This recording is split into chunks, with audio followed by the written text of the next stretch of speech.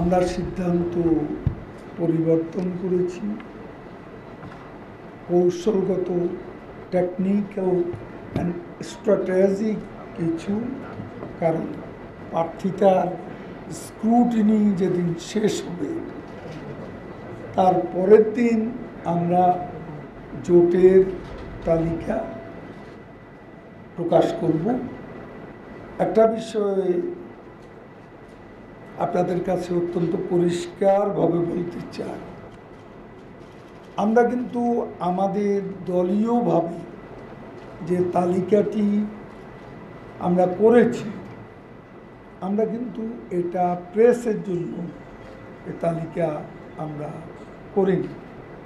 আমাদের তালিকাটি আমরা করেছি এবং আমরা চিঠি দিয়ে আমাদের যারা মনোনীত প্রার্থী তাদেরকে মনোনয়নপত্র জমা দেওয়ার সুযোগ করে দিয়েছি।